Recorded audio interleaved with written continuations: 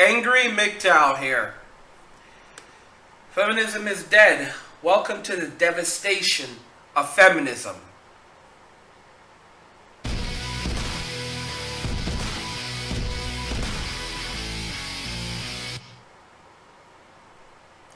Feminism is dead. You think I'm joking?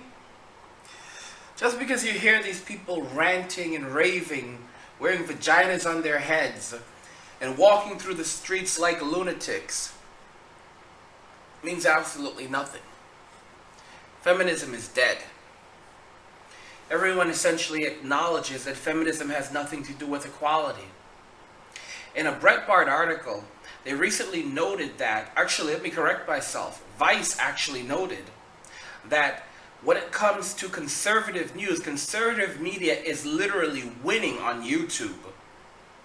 While you think the liberals would be the talk of the town, when you see all the streams favoring them on Facebook and Twitter and other social media platforms, on YouTube, people are specifically looking for conservative content, feminist wrecked videos, social justice warrior wrecked videos, anything bashing the left. And the percentages are quite significantly different. We're talking about a 200% difference. Liberal media is essentially a dead and dying platform. It's an indoctrination attempt, and people are not following it anymore. Those who actually do subscribe are the ones that you can no longer reach. But for the vast majority of people in the West, feminism is dead. We're simply looking at the devastation of feminism. Some are going to say, how can you say feminism is dead when they're still doing crazy things in the world and there are still bills popping up and all this crazy stuff happening? Because these are the effects of feminism. We are entering the post-feminist era now. We are. But the legacy of feminism is going to live on. When I say feminism is dead, I didn't mean that suddenly we were going to return to the 1950s or even the 1990s. The effects of feminism will be felt throughout society for decades. The division between men and women will be felt for decades. The damage to the family, social structure, that's going to be felt for decades.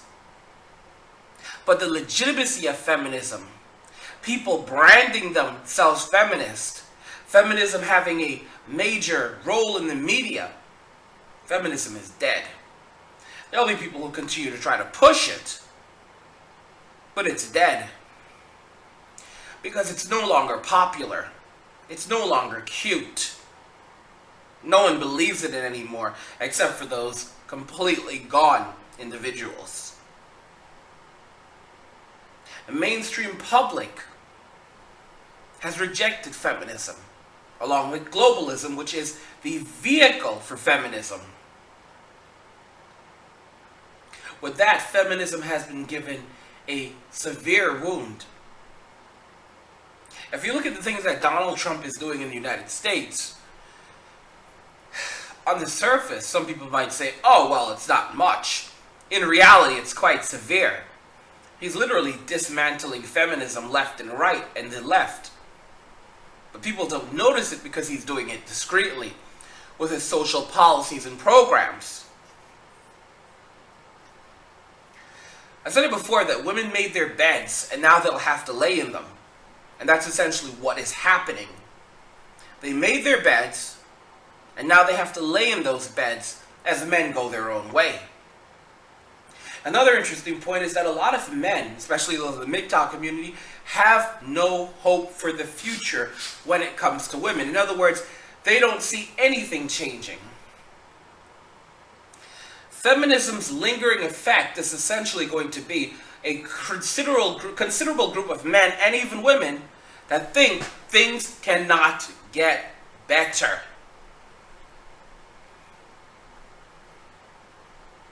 This is a lingering effect of feminism.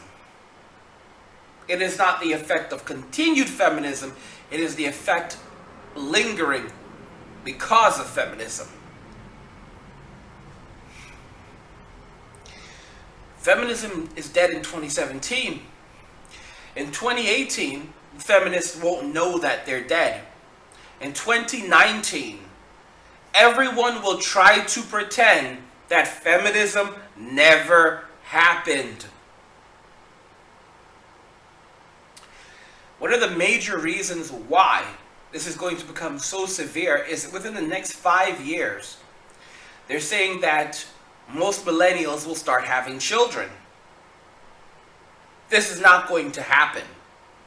Not sure, a good friend of mine predicted 2 years ago that scientists would freak out when the birth rates began to plummet severely. Currently, we are far behind our parents. The millennials are far behind their parents in terms of birth rates, having children, getting married, establishing families. Researchers have simply been claiming that millennials are just going to do this later in life, and instead are now projecting within the next 5 years this will happen. Here's the thing. In the next 5 years, I will be 39 years old. 39. I will be 39 years old. I am one of the oldest millennials, but I am not the oldest millennials. The oldest millennials in 5 years will respectively be around 40 and 41. In 5 years, the oldest millennials will be in their 40s. 40s. So what they're projecting is not that millennials will suddenly have children at that 5-year mark. They're predicting that millennials will start to pick up the trend over the next 5 years. We're going to see a giant baby boom. That's not going to manifest. There's not going to be a big boom. There's not going to be a big baby boom over the next 5 years. You have to understand that most millennial women are now hitting the wall at this point. In 5 years, having children. In 5 years, a significant number of millennial women will no longer have the option to have children. There are 80 million millennials. 80 million. Think about that carefully. In about 5 years, when many of us are around 40, that's at least between 50 and 20 million women. It's around 15 million people who will no longer, in terms of just women, no longer be able to have children. Think about that very, very carefully. Because once a woman hits 35 is pretty much the optimal age to have a child. In other words, you don't have a kid later than 35 for most women. Once you start creeping into the 30s to 36, 37, 38, doctors tell them to stop. Doctors tell women in their late 30s not to have children. 40s, they tell you don't downright do not have children.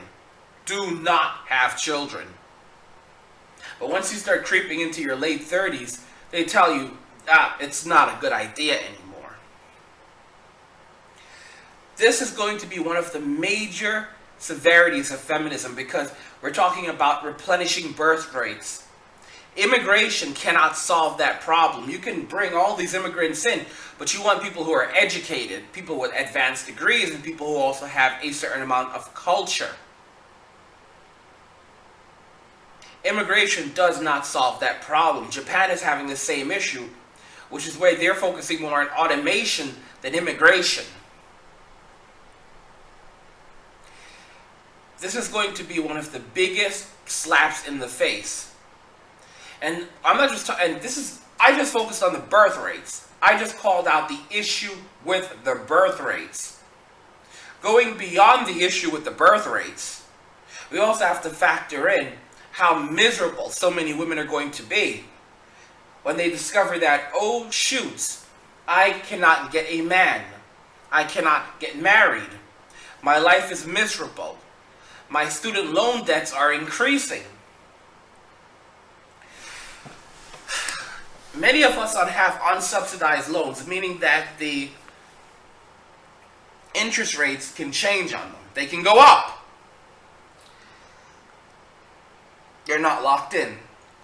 What that actually means is that people who graduated from college with $45,000 in student loans, if you graduated from college with $45,000 in student loans, you are not paying $45,000 in student loans off.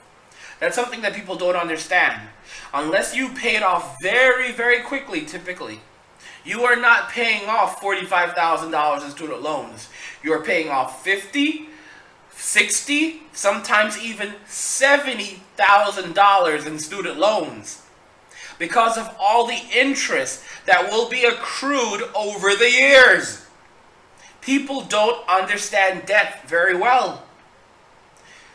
$45,000 in student loans is really equivalent to something around $60,000 to $70,000 in student loans for the average person.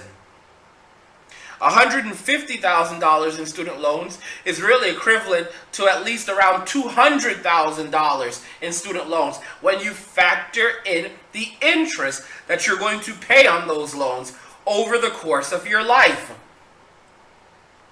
With most millennials making significantly less than previous generations, they'll never be able to pay those off. It's going to be hilarious watching women going into a mad dash trying to find men to help them.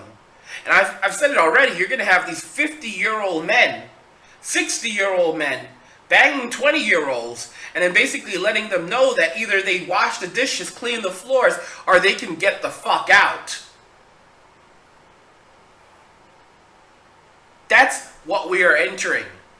And these women will be grateful just to have a roof over their head. Their credit will be ruined. Their options will be out the door. And that's the bed that they will have made for themselves. Feminism is dead. This is the devastation of feminism. Also, health is another big factor. Many Americans are simply giving up. Almost half of all Americans are obese, overweight or obese. And more of these Americans are just giving up entirely. Obesity rates are going to continue to surge, especially among women. Rates of alcohol use have already surged exponentially among millennial women. Millennial women now drink the same amount of alcohol as the millennial men. Think about that carefully. Women get drunker faster than men because men have an enzyme in their bodies that allow them to digest alcohol differently. Also, because we're typically bigger, our bodies can handle more. Women are drinking the same fluid content, same level of alcohol content as men, meaning they are getting more drunk than the average man.